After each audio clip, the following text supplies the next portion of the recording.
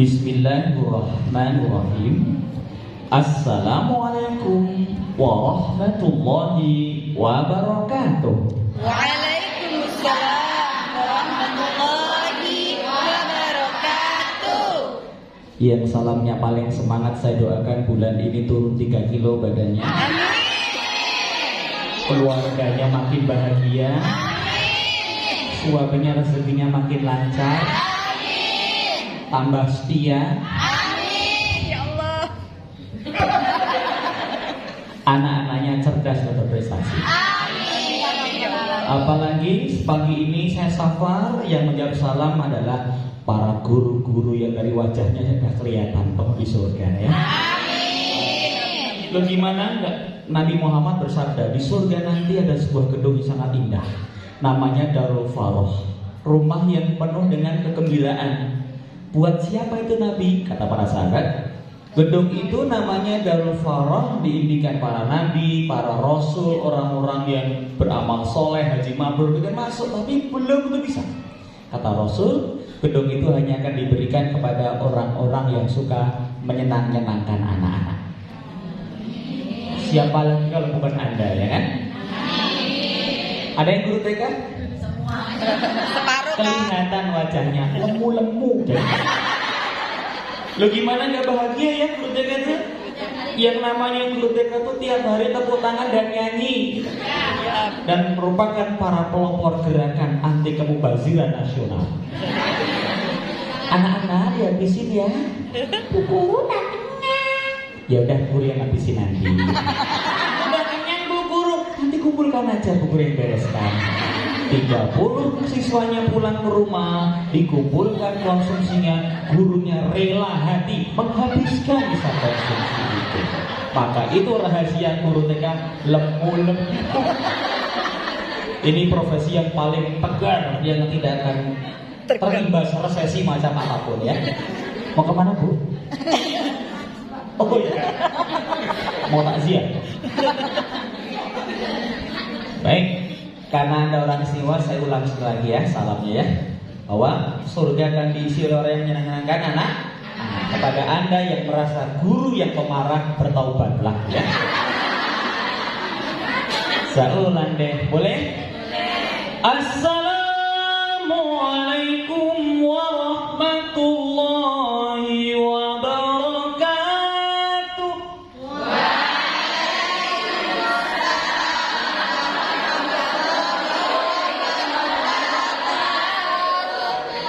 Salamnya beda dikit malah pada bingung gitu. Maklum sih salamnya kelainan ya bu ya. Makanya kita panggilkan Kak Bimo. Emang saya laki-laki panggilan? Yang benar saya laki penghibur ya. Penghibur bagi anak-anak maksudnya. Alhamdulillah wassalatu wassalamu ala rasulillah. Asyhadu an la ilaha illallah wahdahu la syarikalah, wa asyhadu anna Muhammadan abduhu wa rasuluhu la nabiyya wa la rasula ba'da. Yang kita hormati Shahibul Bait, owner dari Ma'had Salman Al-Farisi, dokter. Yang kita muliakan, mohon maaf saya belum kenal persatu ya, pimpinan PPMI Jawa Timur, Ustadz Ansori bersama bodyguardnya yang luar biasa hitamnya ya, sama dengan saya. Ini kami bertiga ini punya kesamaan, sama-sama PD peteng dedet bulan kelima. Semoga wajah kami bertiga ini tidak mengganggu kesehatan Anda. Tapi biasa hanya sedikit imut, hitam mutlang. Tapi yang penting bukan wajahnya, bukan bajunya, bukan seragamnya, yang penting hati dan amal perbuatan. Innallaha la yanzuru suwarikum wa asamikum walakinnallaha yanzuru bi'amalikum. Ya. Saya berdoa mumpung saya safar, doa saya insyaallah dijabah ya. Siapapun yang hadir di sini oleh Allah diangkat sebagai orang-orang yang mulia, bertambah-tambah mulia, dan dibersamakan dengan junjungan kita Nabi Muhammad Sallallahu Alaihi Wasallam di padang mahsyar. apalagi nanti di surga yang abadi. Amin ya Rabbal. Banyak cara Allah mengampuni orang, banyak cara Allah menarik orang lebih hidayah, dan banyak cara orang Allah untuk memberikan welas asih pada kita semuanya. Selanjutnya saya turut mengucapkan selamat kepada inisiasi yang sukses dari PD Lumajang untuk diwujudkannya kepengurusan pimpinan daerah Persaudaraan Pencerita Muslim Indonesia. Semoga menjadi salah satu elemen pergerakan dakwah dan tarbiyah di Lumajang dan turut mempercepat munculnya generasi yang berakhlakul karimah. Yang kedua, saya mengucapkan pernyataan berbela-sungkawa yang sedalam-dalamnya karena saya lihat banyak di antara Anda yang wajahnya sangat kecewa. Kenapa?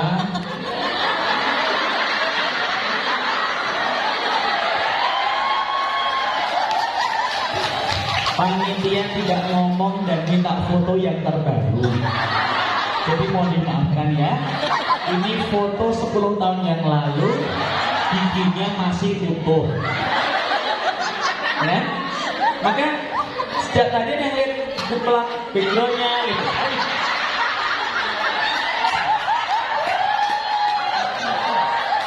Jadi kehadiran saya ke depan ini langsung menghancurkan imajinasi Anda tentang siapa yang namanya Kak Bimo ya.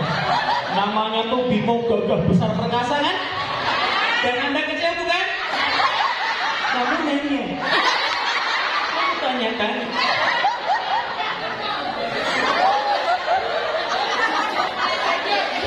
Yang saya harus mengakui keadaan yang sebenarnya. Mungkin karena faktor usia juga. Saya usia sudah menjelang 50 tahun ya. Lemel melunggah, ngomong makan terus. Ibu istrinya Abu Lahab ya. Nah, semoga kehadiran saya ini tidak merusak kehamilan Anda. Sehingga terus takut, trauma gitu kan. Begitu lahir anaknya mirip saya.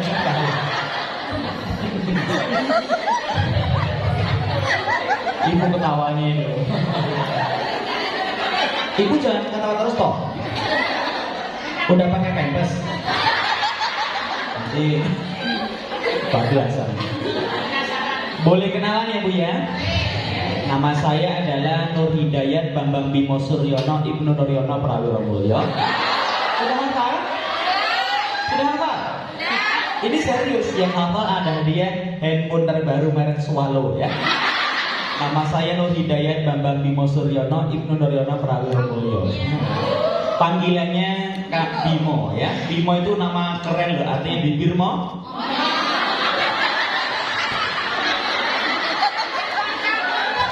Makin kesini kok makin hina. Bukan bibir monyong, apalagi bibir monyet. Yang hamil langsung ambil. Bukan bibir monyong, bukan bibir monyet. Paling pas tuh kalau saya bibir model lah. Walah. Emang benar saya pernah jadi model waktu muda dulu ya. Pernah jadi model pada sebuah acara yang namanya pelatihan perawatan jenazah. Saya jadi model. Paham maksudnya? Cocok? Terima kasih. Yang ketawa saya kutuk Anda semua jadi orang kaya.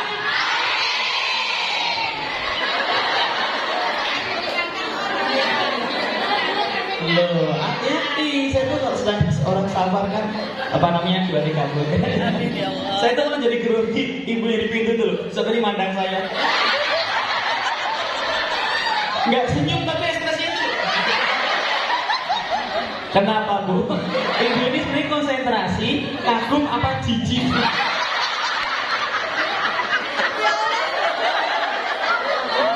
Ngeri, oh ya. Inilah kenyataannya ya. Saya doakan ibu semoga lekas tiba menghadap Allah Subhanahu wa taala. Segera ke tanah suci Mekah Allah.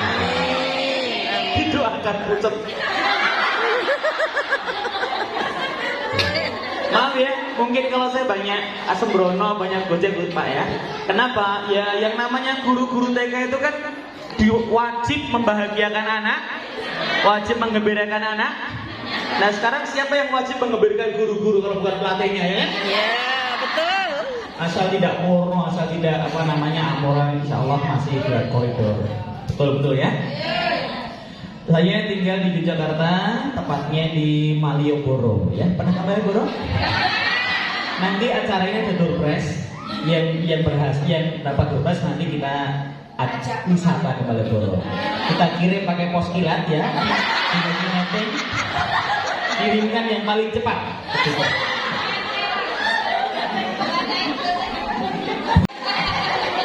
Tepuk satu.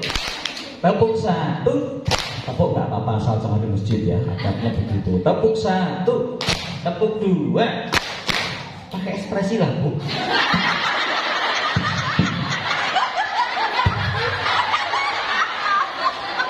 Kenapa Ibu? Ditunda waktu menikahnya?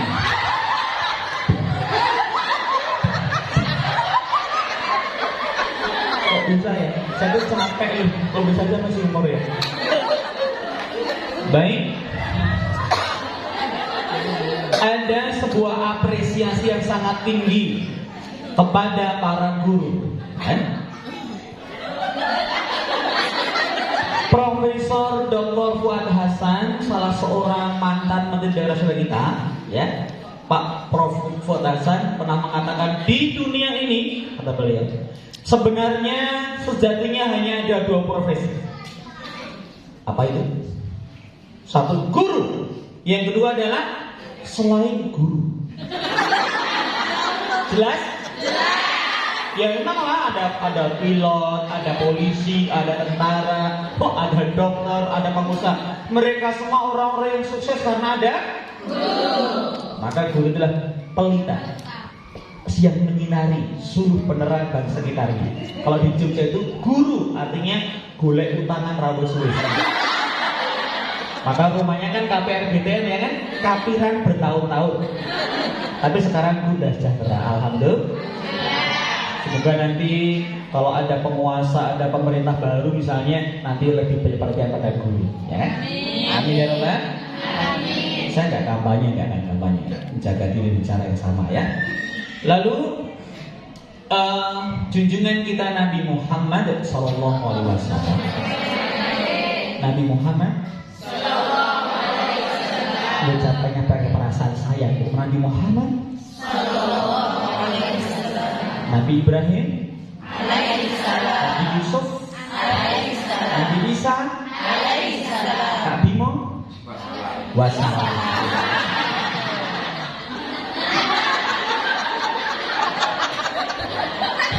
Awas ya bilang wassalam, nanti malam saya datangin ya. Saya berubah dari pocong warna pink, gambar LOL. Nah, junjungan kita Nabi Muhammad SAW menyatakan misi utamanya adalah innama bu'itsu liutamima makarimal akhlak.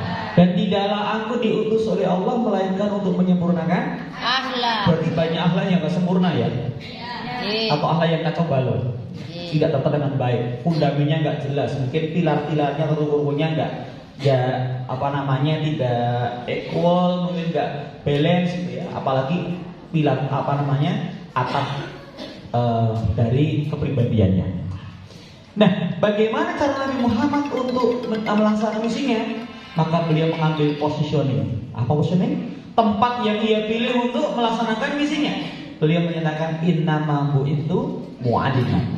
Sesungguhnya aku diutus menjadi seorang guru. Sudah menjadi guru itu adalah karakter builder, pembangun karakter adalah meneruskan dan merupakan bagian dari mata rantai dakwah tarbiyah Nabi Muhammad.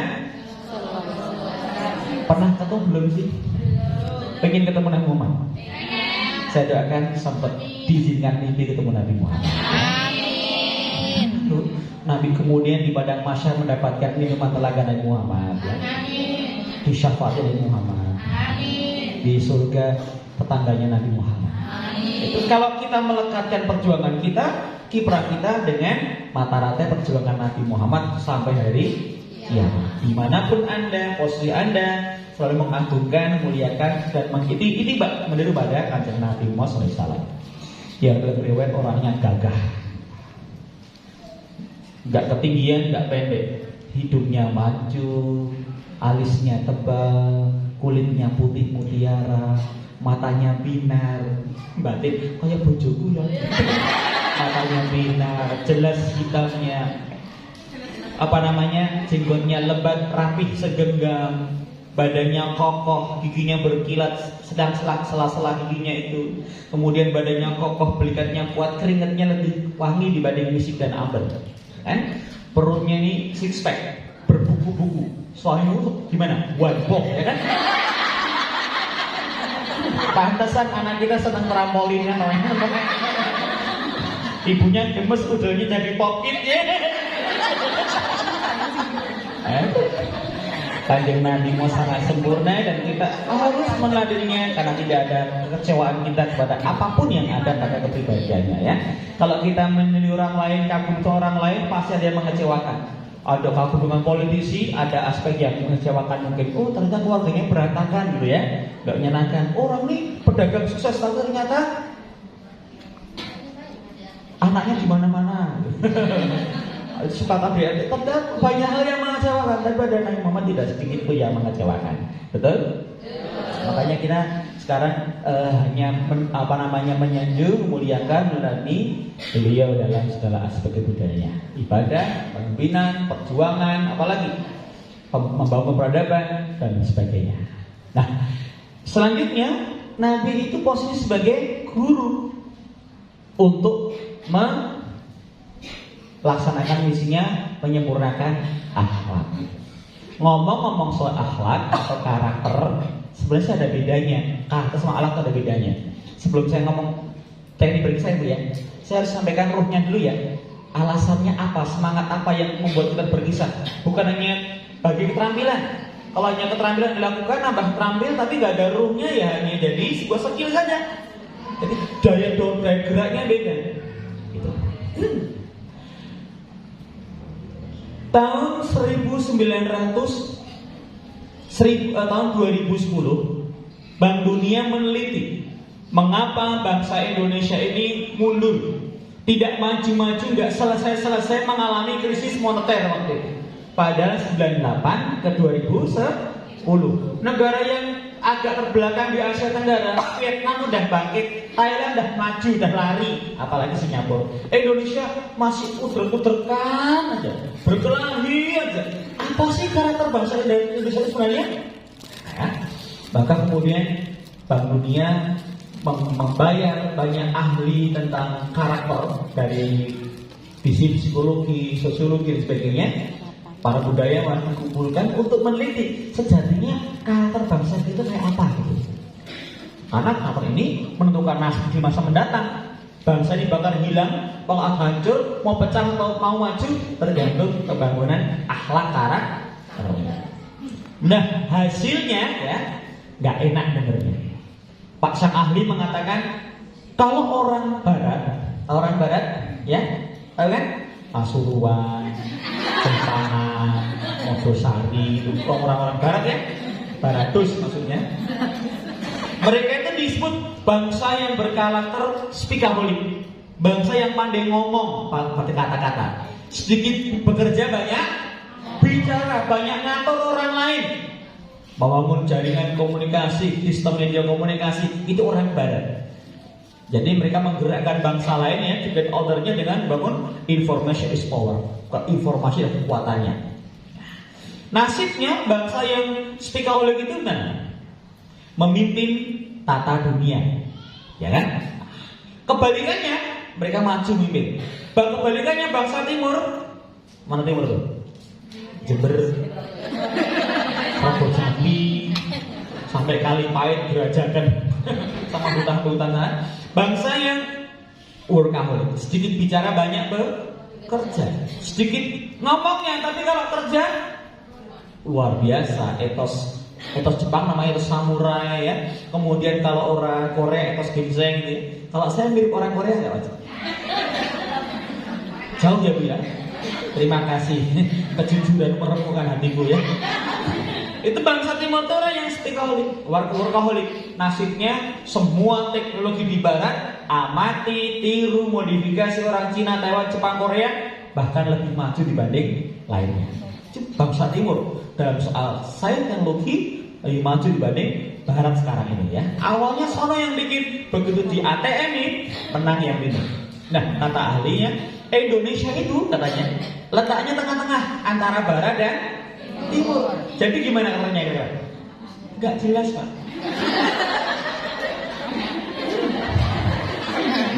Ya, bainal masyriqi wal maghrib kan kita itu kan antara Barat Timur kan?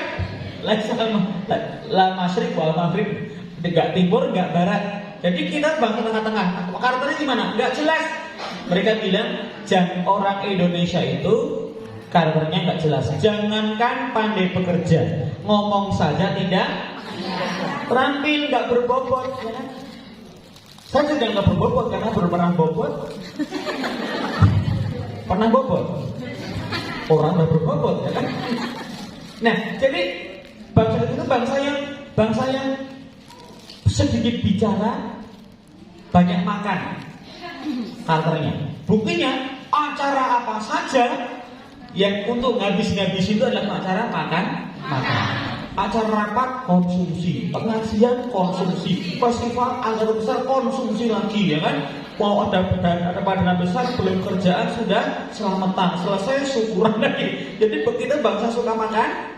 Ada orang meninggal, makan lagi ya kan. Ada orang nikahan, makan lagi, semua makan terus. Yang mungkin karena kita ini adalah keturunan dari Abu Lahab ya. Abu Lahab kan? Lahap banget itu maksudnya. Nah gitulah. Terbukti acara baru berlangsung pembukaan mahasiswa saya, dosnya sudah habis.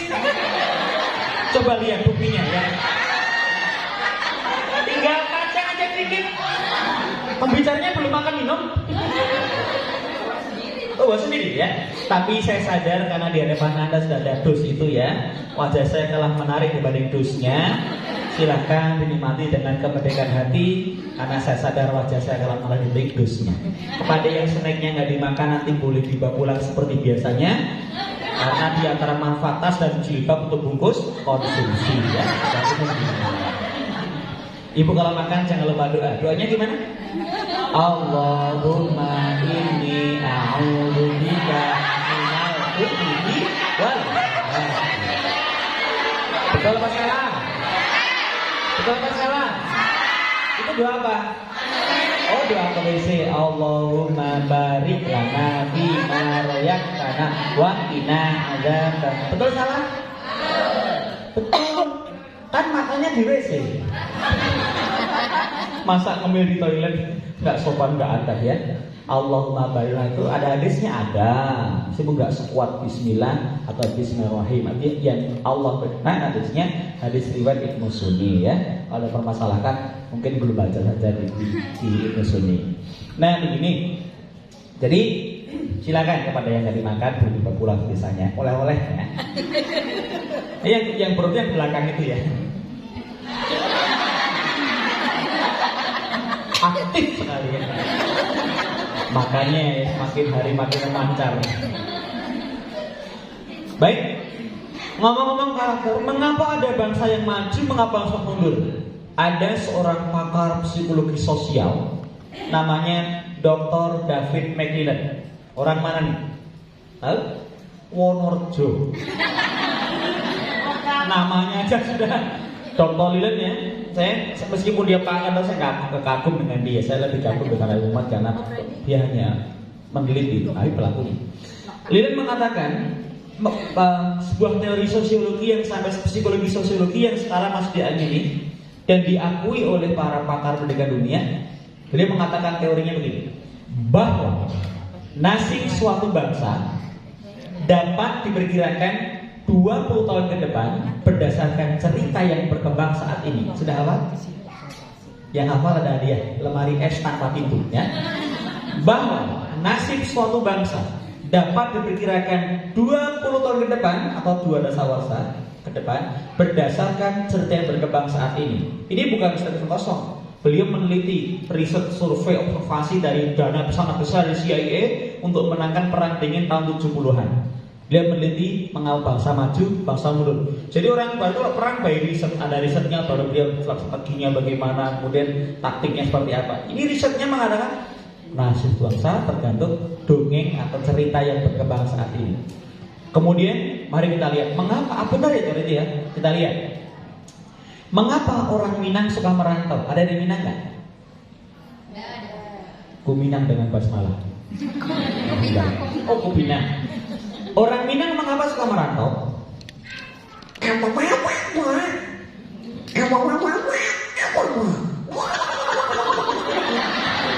Ayo Gary, kesini Gary, kita main ubur-ubur. Ada yang namanya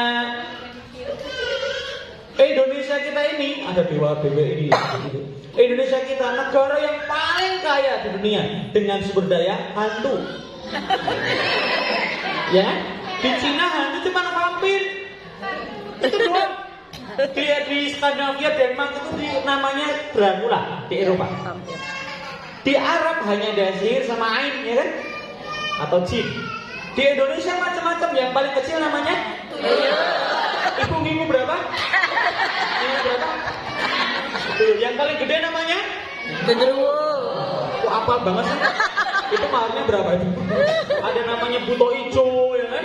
Ada kolor hijau, tanpa kolor, terus kemudian ada pocong, ada kuntilanak, macam-macam. Karena jin itu bisa mewujudkan dirinya seperti imajinasi masyarakat setempat ya. Di Bali mungkin hanya leak doang kan, atau barong leak. Kalau kita macam-macam, nah ini kita ditipu sama perwujudan jin yang mengubah dirinya sesuai dengan semau-mau dia. Ini namanya mitos. Boleh nggak kita mitos? Jangan, itu merusak iman, merusak perontongan akidah. Anak-anak, kisah hari ini, dongeng hari ini berjudul Pocong Seri 43. Di sebuah kuburan di tengah kota Lumajang. Anak-anak ini ternyata nama TK-nya TK Al-Hororiyah. Tuh, mitos, nggak boleh ya. Yang kedua, legenda.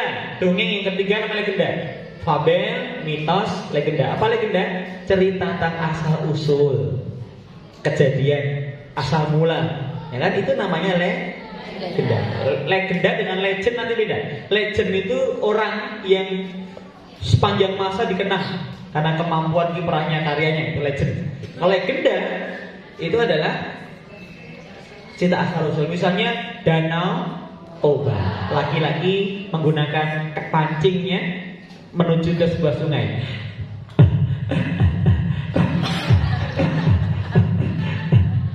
Dia ambil kain, pasang, strike, dapat ikan mas besar, pakai lipstick lagi. Kemudian ikannya berubah jadi perempuan cantik. Apa dongengnya ini? Kemudian berubah jadi perempuan, dinikahi. Syaratnya asal kau jangan sebutkan asalku dari mana ya. Janji? Janji. Benar? Benar. Deal? Deal. Pas. Akhirnya menikah, punya anak. Anaknya ternyata rakus banget, makan terus ya. Abu Lahab tadi, lahap banget orangnya. Nah, tahu Abu Lahab kan? Abu Lahab itu pendiri pesantren Geragasia. Geragas banget orangnya, dimakan mulu. Bapaknya jengkel ya, marah. Dasar anak ikan. Dia menyebut nama anak ikan. Terjadilah sebuah tanda alam berupa gempa. Petir menyambar-nyambar hujan laundry. Kemudian banjir di mana-mana, berubah menjadi danau Toba. Apakah seperti aslinya? Tidak, itu gejala alam, sebuah kaldera terwujud dari letusan gunung purba. Itu namanya Toba. Saya sudah ke sana ya. Indonesia tinggal yang belum, tinggal NTT aja saya. Semua sudah. Tinggal NTT satu sudah. Nanti di bulan April, Maret saya ke NTT Roadshow di sana. Kalau mendongeng di berbagai melok, kunci apaku, ya lebih halal nih. itu sudah. Ditanya malah pucet. Nggak nyesel sama orang ngomong ini. Itu namanya adalah NTT. Kalau ke luar negeri saya bercerita sudah di 11 negara ya. Di Turki 2 kali, masuk Suriah, kemudian ke Palestina, ke Mesir. Saya spesialis cerita di pengungsian. Jadi menghibur anak-anak korban. Tapi yang menyenangkan waktu diundang di kedutaan besar, gitu ya. Kalau festival internasional di Jakarta, di Malaysia, di Singapura. Gitu. Kalau saya lomba bercerita internasional, kayaknya belum pernah juara 2 deh. Pasti juara 1 ya. Di festival internasional. Tapi nggak heran, kalau menang pun di internasional nggak kagum. Kenapa? Karena para pendongeng di Malaysia, di Singapura, di Inggris, di India bahkan yang paling tua itu India, tidak ada yang lebih bagus dibanding pendongeng tingkat Indonesia. Ibaratnya kalau orang tilawah, kenapa Korea Indonesia menang terus lawan Mesir? Ya karena kita tidak semaju Indonesia dalam soal baca tilawah, seni baca Qurannya. Sama, tidak ada yang lebih maju dibanding berceritanya, satu turunnya di Indonesia. Kalau soal dongeng yang berkisah.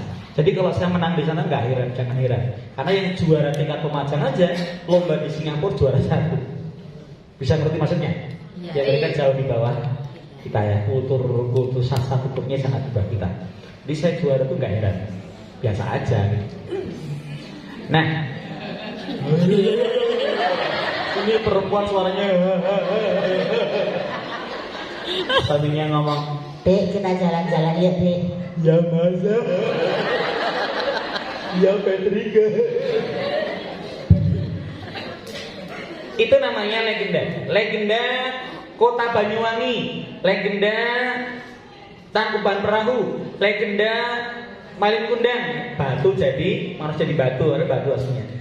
Legenda yang dekat Raden Barantang si Tanjung gitu ya. Ada versi lain, seorang bupati minta anak buahnya berperang melawan perampok. Tumpas para perampok itu, jangan kau pulang sebelum menang. Setiko dawuh Kanjeng Bupati, cepat pergilah. Prajuritnya menuju ke hutan.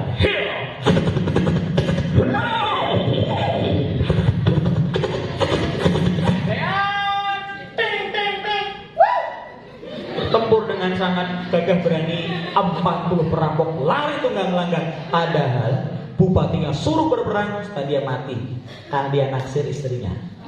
Lucu kan? Akhirnya sang prajurit bertempur mati-matian, bupatinya malah merayu istrinya kan.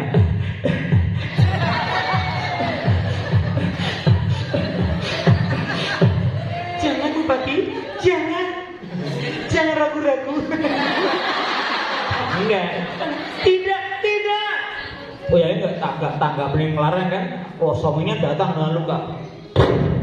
Bupati, kenapa kau di sini? Bupatinya menggunakan sarungnya kembali.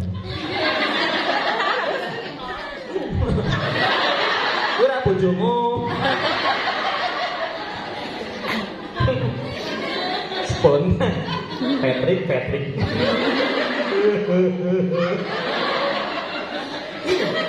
Istrimu yang mengundangmu tempat ini, dia Anda memang mencari harta kekayaanmu saja. Betul begitu? Tidak, Kakak. Kau wanita yang kotor. Selesai ke rumah, urusan rumah, aku pulang. Bupatinya pulang, istrinya menghadapi suami yang sangat marah. Muka marah. Terjadilah KDRT, kekerasan dalam. Jangan, Kakak, menjadi tidak percaya. Kau mana duitan? Cewek mati.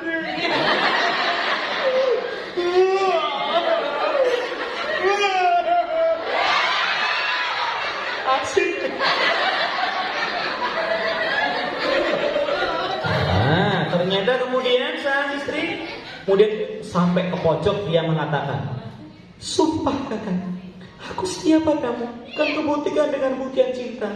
Aku terjun ke sungai ini. Seandainya airnya wangi aku suci, seandainya aku semua yang kotor. Cepat tertunda. Ojo Kakak Mbak, ojo Mbak Yu. Semua. Disaksikan banyak orang, kemudian terjun ke sungai tadi. Akhirnya sungainya muncrat. Kenapa muncrat? Saking lemune.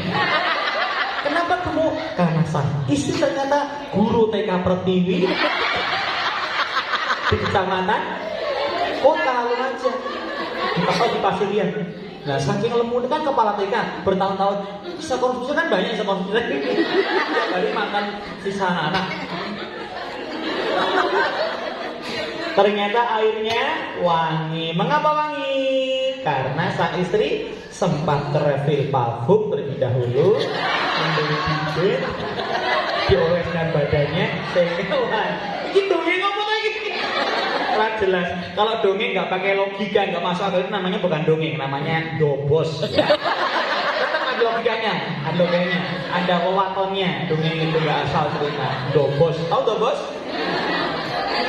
Belum aja gedabrus, Kak. Gedabrus. Apa bahasa Jatimurannya ya?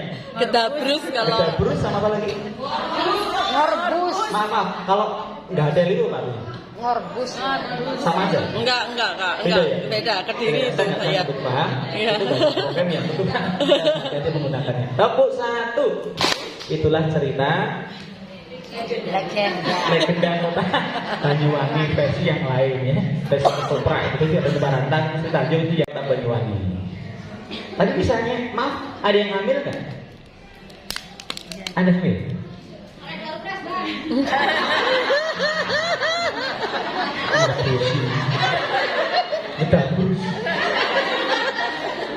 Ada yang hamil? Nah, ya. Maaf, nanti kalau anaknya lahir kan nanya, kadang-kadang nanya kan, Bunda, asal usulku dari mana? Ya kan nanya gitu kan? Itu bukan legenda. Itu asal usul. Legenda kan juga asal usul. Tapi tidak semua asal usul adalah legenda. Kalau sejarah namanya babad, pakai D, babad. Kalau kolah babad. Dan itu dan minal mudni dan pakai dan. Kalau babad, kalau pakai T, babad ando, ya kan? Di babad. Kalau anaknya Bunda, asal usulku dari mana? Jawabnya gimana? Gampang. Asalnya dari Bunda, yang usul ayah, gitu ya? Jelas? Tulis. Legenda asal usul. Tulis. Nanti kan punya menantu asal usul. Jelas kan asalnya dari yang usul ayahmu tukang usul. Mau kemana Bu? Mau usul. Mau nusul. Nusul suaminya. Ada apa lagi jadi? Bukan asal usul. Legenda itu dongeng ya, legenda ya.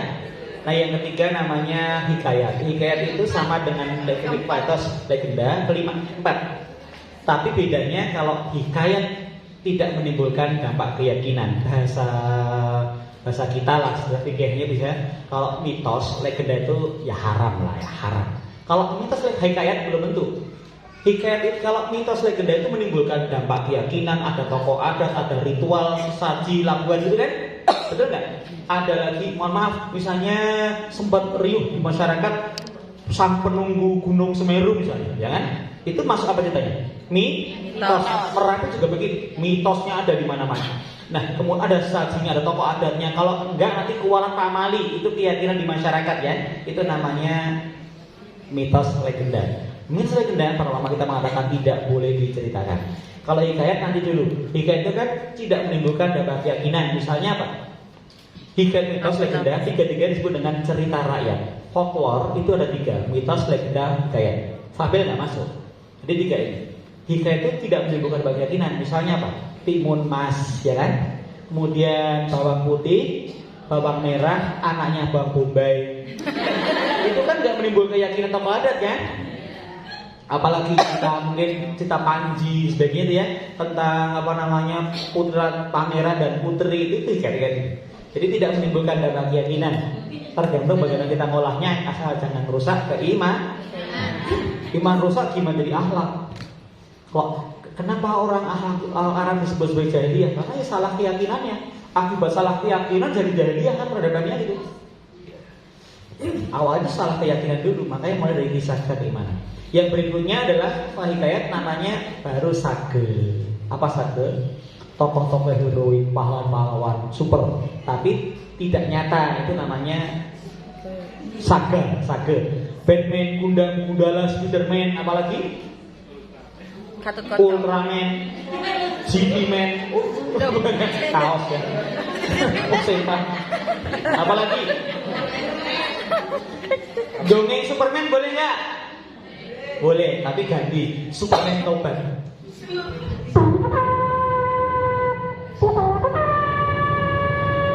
Terbang melawan musuh-musuh monster yang sangat gagaras. Iya, aku hancurkan kalian. Terbakar, kemudian Superman pulang lewat Lumajang. Pas ada azan, Allahu Akbar, Allahu Akbar. Yang ada Ustaz Usman. Pakai sorban, pakai jam, pakai jas, pakai sarung ya. Superman kan suara apa itu? Ia menggunakan pakaian Bali, lihat orang ibadah sholat. Ngapain itu? Selesai sholat ditahan. Stop Bapak. Anda siapa? Saya Ustaz Usman. Sedang apa tadi? Kami ibadah. Ibadah apa? Agama apa ada? Agama saya Islam. Artinya Islam selamat dan sejahtera beserta kepada Allah. Siapa Allah itu? Tuhan kami, pencipta alam semesta, yang maha kuasa, maha sempurna. Aku mendengarkan tentang Islam, Superman mengatakan ternyata saya salah selama ini, menyembah dewa Krypton yang justru mati bersama planet kami. Saya izinkan saya masuk Islam, Ustaz. Baiklah, dituntun syahadat oleh Ustaz Usman. Akhirnya Superman-nya masuk, jadi mu'alaf. Superman akhirnya ngomong lagi, aku malu Ustaz. Kenapa? Dalam agama kami gak kenal konsep aurat yang baik. Ku pakai celana dalam di luar dan legging di dalam. Mulai sekarang saya akan ganti. Akhirnya Superman mulai menggunakan sarung atlas. Kalau Idul Fitri sarungnya sarung atlas. Kalau sholat tarawih sarungnya sarung bekas. Judulnya Superman tobat. Tapi ya kasar juga ya, begini berbahaya. Nah itu namanya adalah sage, pahlawan-pahlawan. Konfliknya banyak, plotnya twist ya, berputar. Itu namanya adalah epos. Jadi dongeng jelas ya. Nah sekarang bagaimana berkisah mendongeng yang baik? Singkat waktunya, perpanjang. Berkisah atau mendongeng yang baik itu prinsipnya dua. Materinya bagus, penyajian bagus. Prinsip itu rukun atau pilar ya. Dua, materinya bagus, penyajian bagus. Kalau cerita materinya bagus, penyajian jelek, apa jadinya? Apa? Tidak menarik. Apalagi? Jemu. Jenuh. Oh, jenuh, jenuh itu racun. Jenuh. Sudah Bu? Alhamdulillah ya. Silahkan makan lagi. Nanti keluar lagi. Materinya bagus, penyajian jelek, bosan, boring. Gurunya cerita, bagus materinya, penyajiannya minala mesin bang ngantuin. Ya kan anaknya gimana? Minal ngoroin bang ngilerin. Assalamualaikum warahmatullahi wabarakatuh. Anak-anak, bu guru cerita ya. Anaknya terserah. Cerita apa? Terserah. Pada suatu hari kapan? Kita menggunakan apa? Itu jelas peristiwa. Wes tahu. Lucu. Jadi anaknya ngomel aja. Gurunya karena materinya tidak menarik. Masuk telinga kanan lewat yang ditunggu-tunggu kalimat bila itu bal. Anaknya tadi anak manusia berubah jadi anak buaya. Udah nil. Lalu mengalir sungai-sungai di bawah. Terjadi illegal logging. Graji semuanya. Itu kalau ceritanya bagus, penyajiannya jelek. Kalau penyajiannya jelek, penyajiannya bagus, materinya jelek, apa jadinya? Masih bisa bagus, Lihat bagaimana Kak Nia bercerita, ada Kak Puput berkisah, ada Kak Mora, Kak Nini. Ternyata begitu berkisah, beda banget rasanya. Jangankan untuk anak-anaknya, untuk kita aja. Ibu berkisah, mendongeng tentang kejujuran ya. Apa dampak dongeng bagi anak-anak? Banyak manfaatnya, betul? Bahasa, kita keteladanan, apalagi baik buruk, gitu kan? Dan semua manfaat dongeng itu dimiliki juga oleh cerita. Secara teori begitu. Kelebihan dongeng itu, manfaat dongeng itu juga ada dalam kisah. Tapi kelebihan kisah tidak dimiliki oleh dongeng. Jadi dongeng lebih lengkap. Apalagi dampaknya pada diri kita sendiri. Apa dampak dongeng bagi pendongengnya dan kisah bagi pekisahnya? Kalau dampak dongeng bagi juru kisah, bagi pendongengnya apa? Mungkin dia aktual sendiri, terkenal ya. Mungkin dapat bayaran. Ibu tahu bayaran saya kalau dongeng? Saya bocorkan ya. Kan jadi bisnis berbasis profesi. Saya kalau mendongeng 1 jam di beberapa tempat itu 1 jam aja dongeng. Honornya ya cukuplah buat beli NMAX 1. 25 sampai 30 juta satu dongeng. Tetapi itu kan saya dongeng profesinya. Kalau Anda nanya, Kak Bimo kalau dongeng berapa? Kami DPR jawabannya sama. PPNI tidak memasang tarif apapun dalam dongeng kami. Kalau dengan nanya ke Jogja atau buka WA saya, satu WA, semua WA saya misalnya berkisah gratis. Kenapa? Bagi saya adalah ini kesempatan saya untuk menyentuh hati anak, memberikan satu anak saja tergerak hatinya jadi orang soleh dengan kisah saya, itu lebih baik dari dunia seisinya. Karena itu kita dalam PK berdakwah. Dakwah rumusnya cuma satu. Rumus dakwah itu apa? Nomboin. Ya kalau pas diminta untuk profesional ya saya layani ya. Meskipun tetap saya nggak pakai nominal, pasang rate harga. Itu bagi kayak tabel PWI aib. Nah kalau orang ngasih ya kita terima. Kalau orang ngasih hadiah kan nggak boleh tolak, haram hukumnya. Ya terima aja. Kasih 10, terima ya. Ya nggak bu. Kasih 25 bisa bikin buat 5 hari. Sekali aja, berapa kali saya diundang ke Malaysia, ke Singapura, kemudian yang paling senangnya waktu diundang ke Uni Emirat atau ke Qatar itu uangnya banyak. Ya saya terima, masa ditolak? Toh saya juga niatnya bukan kok. Dia minta dongeng, saya ngasih kisah. Jadi saya berikan lebih dibayar. Yang paling penting, ketika saya mendongeng, jadi pendongeng yang terkenal gitu ya, saya merasa menjadi seakan-akan artis sudul selebriti. Jadi seakan orang top. Itu merusak mental saya. Justru kemudian kalau kita berkisah, kita nggak bisa. Anak aja bilang, itu jujurlah, itu kan cuma dongeng pak. Kalau kita masa itu iya sih, itu cuma dongeng. Kita aja nggak terikat dengan nilainya kan. Tapi kalau kita kisah Nabi Muhammad, kisah para sahabat yang jujurnya, perjuangannya, kalau kita itu kan cuma kisah, nggak bisa. Kita kena kabur rahmatan Allah. Imal kafulu, malun kan, mengatakan sesuatu yang beda kata-kata. Atak munasabi utang syafakum wa antum tatluna kitab aw takilun. Kita dia enggak berakal, kita ngomong yang baik-baik tapi kita enggak melakukannya. Kita kena itu. Jadi kita terkondisi jadi baik, dekat dengan Nabi Muhammad, dekat dengan para sahabat-sahabat, dengan para kisah-kisah hebat, otomatis kita jadi baik kalau kita berkisah. Banyak perubahan di anak kita, pendidikan pribadi yang dulunya malas jadi semangat karena kita bercerita menghayati orang-orang yang hebat tadi, bukan tokoh-tokoh dongeng. Karena bangsa kita dibesarkan dengan kisah-kisah sejarah, tradisi sejarah bukan dongeng. Ya, lihat aja, nanti cari Kak Untat, browsing. Ibu cerita apa? Isra Mi'raj besok ya. Sekarang kan seperti akhir nih, tanggal 10. Nanti Anda kisah Isra Mi'raj Kak Untat atau browsing Kak Bimo, almarhum Kak Hadian. Oh banyak tahu Kak Nini. Siapa lagi? Kak Puput misalnya. Ada lagi Kak Mora. Di Jogja ada Bunda Lika.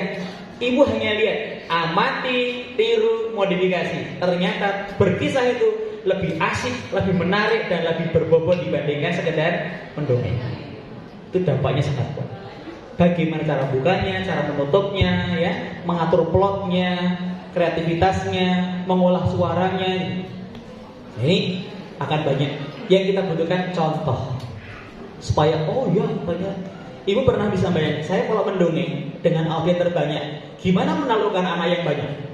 Rekor muri saya 2. Satu pendongeng dengan suara terbanyak, pendongeng dengan 155 suara. Itu tahun 2008.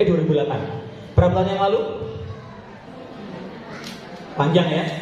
Nah sekarang sudah lebih dari 200. Itu pun saya masih menyimpan 125 tokoh wayang karena saya bisa jalan. Wayang itu ada 125, saya masih bisa. Kalau ada orang bikin rekor muri baru, so terbanyak dalam hitungan detik saya ngalahkan rekor baru itu. Nah, saya biarkan. Kenapa orang nggak bikin pecahkan rekor saya? Karena saya masih hidup, mungkin begitu alasannya. Jadi kalau dia bikin rekor baru karena nggak sia-sia. Rekor baru saya pecahkan rekor saya itu. Nah, kenapa saya lebih bagus? Karena saya guru ngaji.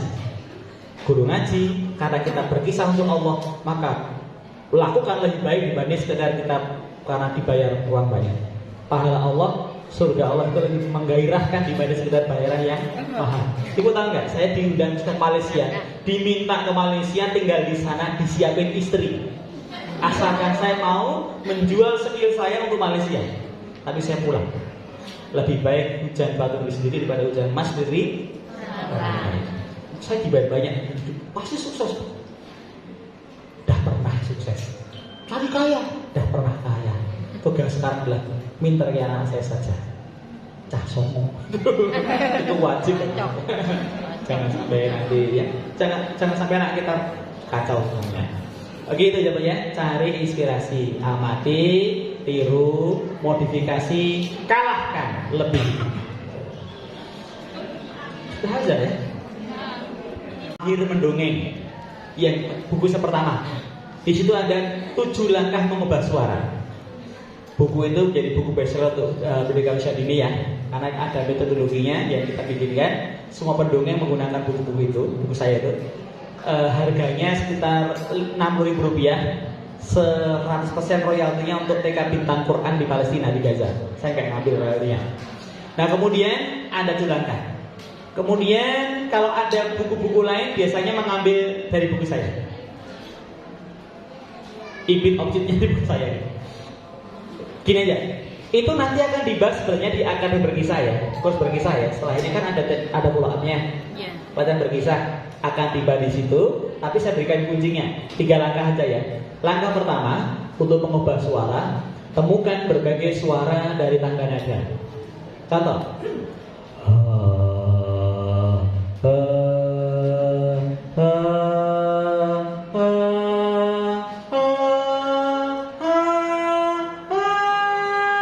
Masa nggak bisa begitu? Bisa kan? Ayo dicoba. Ya, satu suara rendah.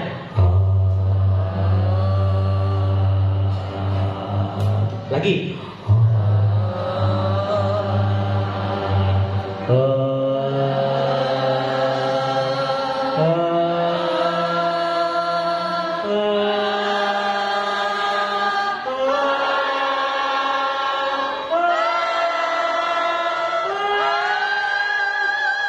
Itu tangga nada Melayu, bukan tangga nada notasi pentatonis ya.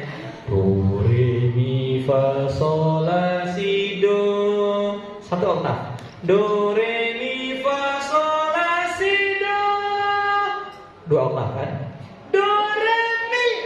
Kuat ya? Tapi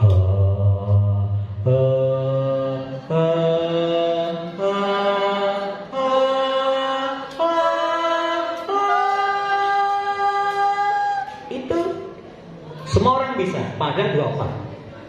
Kalau Anda teliti, ada yang belajar qiraah, itu saya ambil dari nada lagu Bayati, Qoror sampai Jawa. Perendah, perhatikan, prakteknya.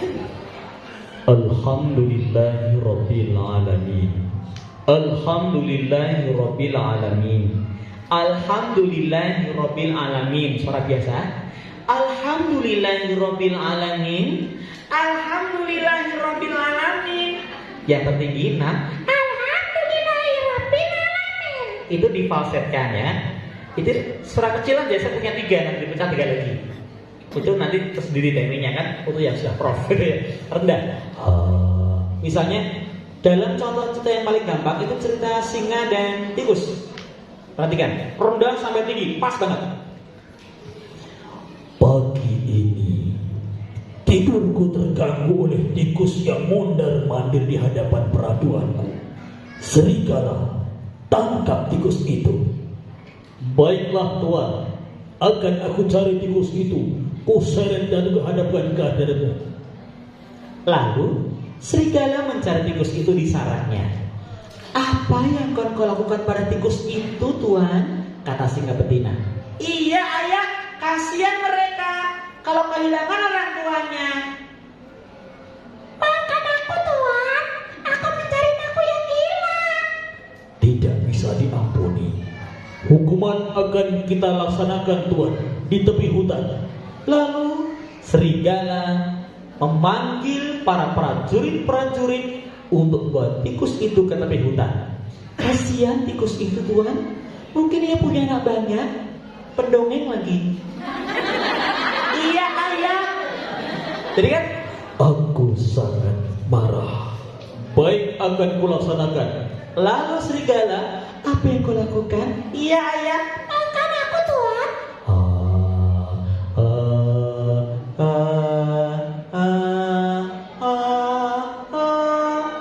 Itu kan pas banget ya urutannya. Dengarkan suara saya. Aku sangat tersiksa. 1, 2, 3. Aku sangat tersiksa. Pada acara ini, Pada acara snacknya tidak nambah. tidak. Wah, bola habis. Alhamdulillah. 1, 2, 3. Alhamdulillah. Alhamdulillah. Alhamdulillah. Alhamdulillah. Alhamdulillah. Alhamdulillah. Alhamdulillah. Alhamdulillah. Alhamdulillah.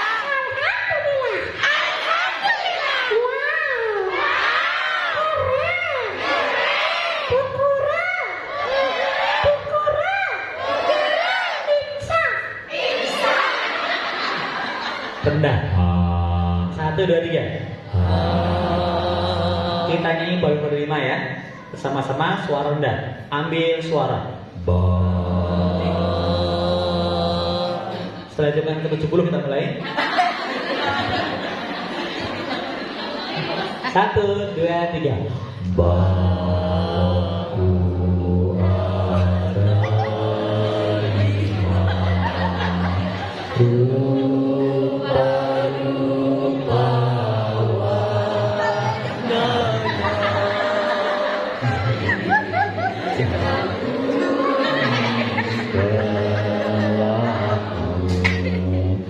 merah muda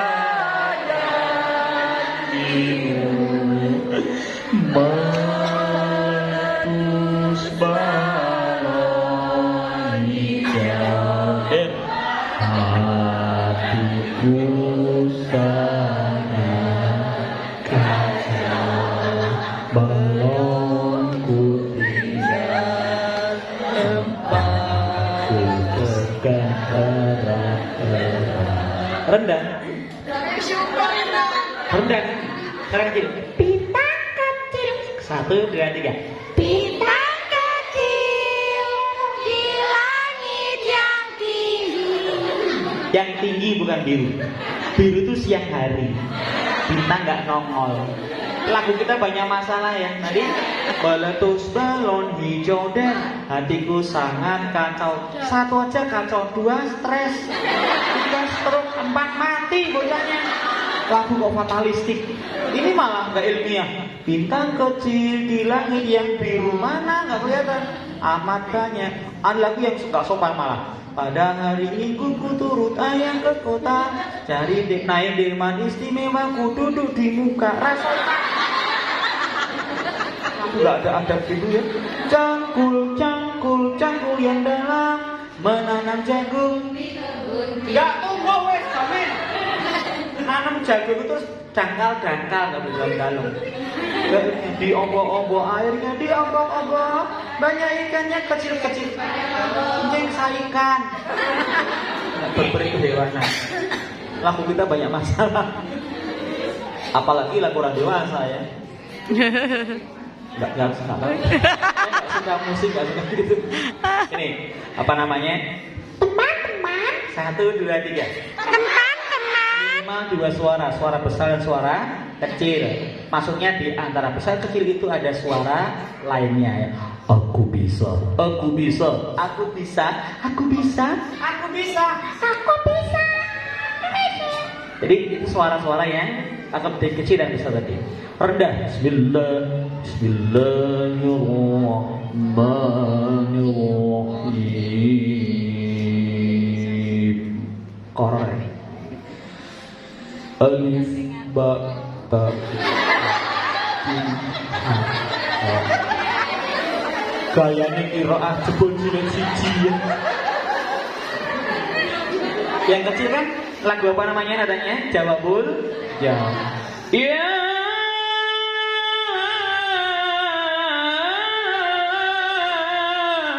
Itu kan jawab apa? Yang tertinggi kan? Asa? Oh belum ya? Ya. Teman-teman, coba bisa suara kecil. Teman-teman, kemarin aku meninggal. Itu judulnya Almarhumah ya. Aku sangat kecewa. 1, 2, 3. Anda tahu rahasianya kenapa saya kalau cerita itu bisa menghanyutkan? 1, detil, terperinci, membuat imajinasi, ya kan? Yang kedua, setiap kata-kata saya menggunakan 3 level emosi. Jadi kalau saya cerita itu kayak denger radio, ya. Orang bisa berimajinasi dengan detilnya, ketawa saya.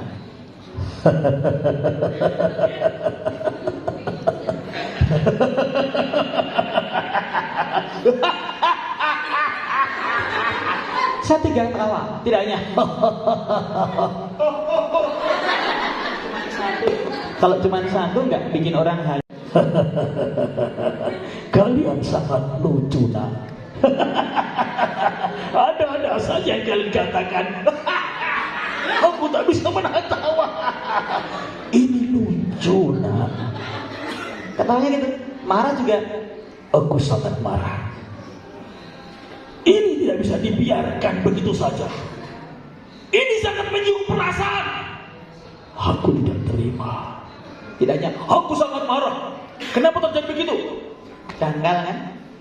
Ini aku sangat tersinggung. Tidak bisa dibiarkan. Kenapa kalian saja makan lagi? Keluarkan. Double konsumsi kan? Saus serum. Lari. Saya kan 2 jam ngomong nggak pakai minum kan? Kamu sadar? Malah ngambil minum. Guru TK, nggak nyemi. Dia Bu ya, dia nangis takut juga.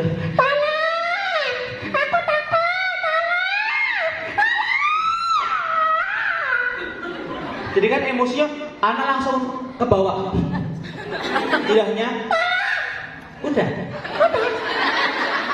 garing ya, emosinya garing. Jadi level emosinya dimainkan, semua cerita apa saja kalau Anda terperinci gambar-gambarnya, tapi jangan lebih juga 3-5 kata-kata.